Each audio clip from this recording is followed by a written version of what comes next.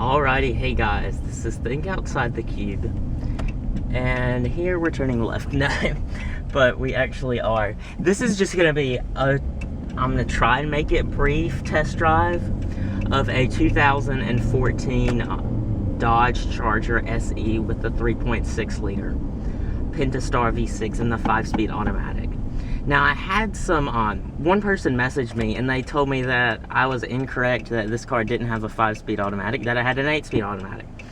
And to that person, I'm just going to say you are ignorant, because the lower end models didn't get the 8-speed automatic, only the higher end models. And from what I've heard, you don't really want the 8-speed automatic. There's a fellow YouTuber, Jacob 392139, Jacob Simmons, we'll just say that, has a 2014 Grand Cherokee Laredo E with the 3.6 and the 8-speed, and he's had quite a few issues with his 8-speed. The most recent dealer update has done some improvements upon the transmission, but from what I've heard, it can get pretty jerky with its transmission shifts. One time his locked up, and so I'm just glad that we have the 5-speed. The 5-speed is, I mean, I don't have any complaints with it. I'm pretty sure it's the same transmission that we have in our Commander. But I don't know, it might not be, because this one might be tuned a little differently, because this car isn't meant for towing. Sorry if I just hit the thing. But so as I said, this car does have the 3.6 liter Pentastar V6. Definitely not the slowest for acceleration. It's more than adequate, for me at least. I know a lot of people, when they saw that we had a Charger for rental, they asked how the Hemi drove, and so I think that's what Dodge is known for, is for their just sheer Hemi V8s and such. But this 3.6 has been more than enough power for our needs. 0 to 60 in like 6.5 seconds. I mean, what are you doing where you need to get up to speed faster than that, is my question. But one thing I really don't like is the blinker noise. It sounds like rocks in a tin can, but that's just one of the slight quibbles I have. But okay, so we're coming onto this on-ramp right here on this highway, I guess it is. It's not really an interstate. So we'll do a little acceleration run once we get to an appropriate point. But so far, for the rental purposes, we've had the car for 2 weeks now. We actually drove the car over 300 miles last weekend, and so we've got a good feel on how the car drives. So I feel like I could give you an accurate test drive. It's not, you definitely feel the weight of the vehicle, and that's a good or a bad thing. You feel really, really safe in it, and I like that aspect of it.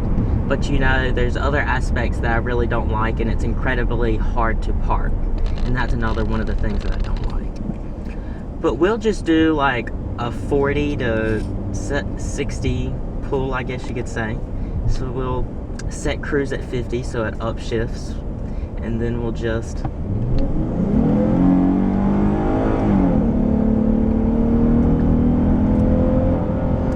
so as you can see, there is no problems getting up to speed by any stretch of the imagination. It's just got to give it time to downshift. The transmission is more tuned for economy, because I mean, we did get 31 miles per gallon when we did that 300-mile loop last weekend. But I mean, it's eager to downshift. It's pretty eager. Now, seat comfort in the car, the seats are really comfortable. In this model, we do have the base cloth seats. Despite them being extremely hideous beige with tons of stains on them because it's a rental car, not too many complaints on the comfort. I do wish that we had adjustable lumbar on this model, but I mean, you can't have everything. They have to save some stuff for the upper trim levels and stuff. Road noise is another thing. Someone is calling me. My father's calling me. Okay, he can wait. I'm driving. But road noise is one thing that a bunch of people are worried about. And with this being such a like highway cruiser type car, road noise is very minimal. You do have laminated side glass on these front two windows, and I don't think the windshield is laminated, but it is hush quiet. Like this like how it sounds right now is like what my car sounds like at 45, and we're going 70. So I mean, the road noise is definitely a strong suit for this car, and I'm sure it's the same way with the sibling, the corporate sibling, the Chrysler 300. Now, some other things to note on steering feel. This does have electric power steering, which, I mean, it's not horrible. At low speeds, it's like extremely light, and you kind of don't know where the front wheels are. But once you get up to speed, it heffens up. I don't know if I can say that, heffens. That's not a word. It gets pretty heavy once you get up to speed, and once you're out on the highway, it tracks straight pretty well. Some other things, I can't really look at my notes because cruise control. Cruise control is something else I wanted to note on. The cruise control in this car absolutely sucks.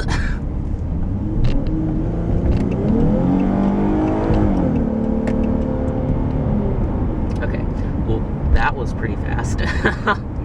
Usually in my car it takes a few seconds to get up to 60, but not with this car. When we did that road trip, we merged effortlessly, and that's a good thing, because there was this lack of a better word, D-bag, I'll say that. He was in his gigantic Toyota Tundra with like lifted tires, and he didn't want to get over, and I had to merge. And so I was just like, okay, whatever. And so I floored it, and I said deuces to him. But cruise control, back on that subject. Cruise control, it's a really, it's fine, but it doesn't stay the speed, okay? My car, like if you're going downhill or something like that, the cruise control will automatically brake so that you don't exceed that speed. Why is this rattling? Oh my goodness. I thought I fixed it. But cruise control won't stay that certain speed, and that's what really ticks me off. Is, let's say you have cruise control set at 60, it'll probably go up to 63.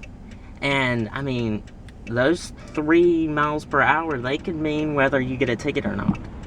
And so that's what I was kind of ticked off about, is you always had to constantly look at your speed even though you had cruise control on. So it's just slight little quibbles like that show it's not that over-engineered, and Chrysler still has a pretty long ways to go before they meet and exceed their foreign competitors in terms of driving dynamics and such. But I'm afraid this will conclude our test drive video on this 2014 Dodge Charger SE with the 3.6 liter. I want to thank you guys for watching, and I'll see you in my next video.